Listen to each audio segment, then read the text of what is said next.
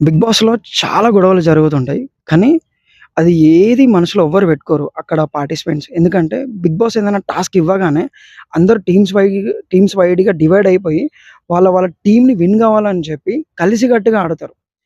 So, అలానే మన లైఫ్‌లో మన లైఫ్‌లో వేరే వాళ్ళతో గొడవలు జరిగినా, ఫ్యామిలీస్‌తో గొడవలు జరిగినా కూడా సో, ఏదైనా ఒక సమస్య మన ఫ్రెండ్స్ లోపల గాని, ఫ్యామిలీ లోపల గాని గొడవ జరిగినప్పుడు ఫస్ట్ ఆ సమస్యను మాత్రం సాల్వ్ చేయనీకి ట్రై చేద్దాం.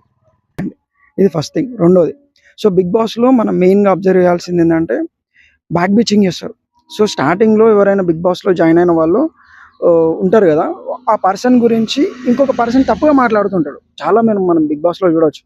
కానీ 2, 3, 4, 5 వారాల తర్వాత ఎవరైతే ఈ తప్పుగా మాట్లాడిన పర్సన్ ఉంటాడో, ఆ పర్సనే ఈ పర్సన్‌కి క్లోజ్ అవుతాడు. సో, అలానే మన జీవితంలో గూడా సో, కొంతమంది మన గురించి తప్పుగా మాట్లాడుతుంటారు వేరే వాళ్ళతోని. సో, వదిలేయండి పట్టించుకోకండి. వాళ్ళే కొన్ని రోజుల తర్వాత మన ఒరిజినల్ క్యారెక్టర్ తెలిసిన తర్వాత వాళ్ళే మన దగ్గరికి రావచ్చు. ఇది 2. మూడోదేంటిదంటే కార్నర్ చేస్తారు. బిగ్ బాస్‌లో మెయిన్‌గా ఇంకొకటేంటంటే ఒక మనిషిని కార్నర్ చేస్తారు బిగ్ బాస్‌లో. సో, ఎన్ని కార్నర్ చేసినా గూడా ఆ పర్సన్ ఒక 2, 3 రోజులు బాధపడతాడు. మళ్ళీ ఆ పర్సన్ ఏందంటే తిరిగి పుంజుకొని మళ్ళీ గేమ్స్ ఆడుతూ ఉంటాడు. సో, అలానే మన లైఫ్‌లో ఏదైనా సంఘటనలు జరిగి మనం కార్నర్ అయినప్పుడు కొన్ని రోజులు బాధపడండి. 2, 3 రోజులు బాధపడండి. కానీ మళ్ళీ మీ నార్మల్ లైఫ్‌కి వచ్చేసేయండి. ఓకేనా?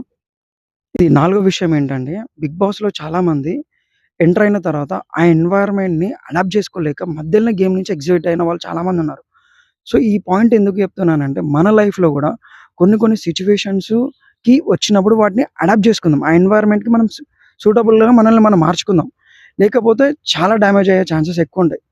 సో, ఇవి 4 విషయాలండి బిగ్ బాస్ నుంచి నేను పర్టిక్యులర్‌గా అప్పుడప్పుడు నేర్చుకున్న విషయాలు. సో, మీరందరికీ యూజ్‌ఫుల్ అయితదని ఈ కంటెంట్ అయితే క్రియేట్ చేయడం జరిగింది. నా ఛానెల్‌లో ఉన్న కంటెంట్ చూడండి. కంటెంట్ నచ్చితే మాత్రం లైక్ అండ్ సబ్స్క్రైబ్ చేసుకోండి. అండ్ మిగతా వాళ్ళకి గూడా చెప్పండి. సో, నా ఛానెల్ పేరొచ్చేసి ట్రెండ్ లైఫ్ ట్రావెల్ అండి.